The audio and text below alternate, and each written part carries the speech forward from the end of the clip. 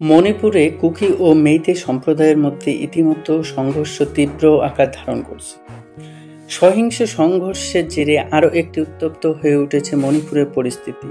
গত কয়েকদিনে দফায় দফায় গুলি বিনিময়, বোমা বিস্ফোরণ, ড্রোন ও ক্ষেপণাস্ত্র দিয়ে হামলা, বেসামরিক নাগরিকের মৃত্যু, মণিপুর রাইফেলসের 2টি ব্যাটালিয়নের অস্ত্রাগার থেকে অস্ত্রশস্ত্র লুটের চেষ্টা সহ একাধিক ঘটনাকে কেন্দ্র করে উদ্বেগজনক পরিস্থিতি তৈরি হয়েছে।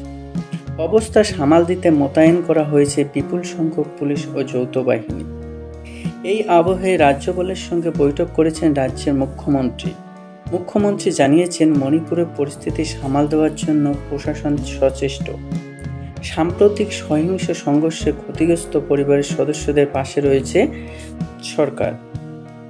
মণিপুরের পুলিশের কর্মকর্তা বলেন, রাজ্যে সাম্প্রতিক সহিংস ঘটনাগুলির কারণে মণিপুর পুলিশ যৌথ বাহিনীর সঙ্গে মিলিত হয়ে পরিস্থিতি মনিটর করছে।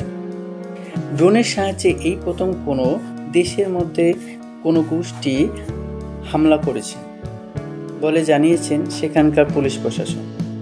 পুলিশের সন্দেহ, হামলাকারী সশস্ত্র গোষ্ঠী কুকি সম্প্রদায়ভুক্ত।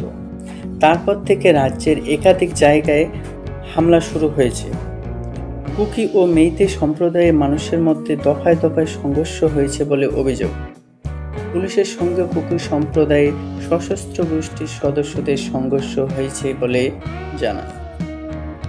দিল্লির মেইতের কমিটি সেরাম রোজেশ বিবিসি বাংলাকে বলেন, আমরা অনুরোধ জানাচ্ছি প্রধানমন্ত্রী নরেন্দ্র মোদীকে হস্তক্ষেপ করার জন্য। মেইতে গোষ্ঠীর মানুষের উপর খুবই নির্মম অত্যাচার চলছে। সাম্প্রতিক সময়ে আক্রমণের জন্য যে অত্যাধুনিক প্রযুক্তির ক্ষেপণাস্ত্র ও ড্রোন ব্যবহার করা হয়েছে, সেগুলির যোগান কোথা থেকে আসছে সে বিষয়ে খতিয়ে দেখছে সেখানকার আধা সামরিক বাহিনীর আসামরা।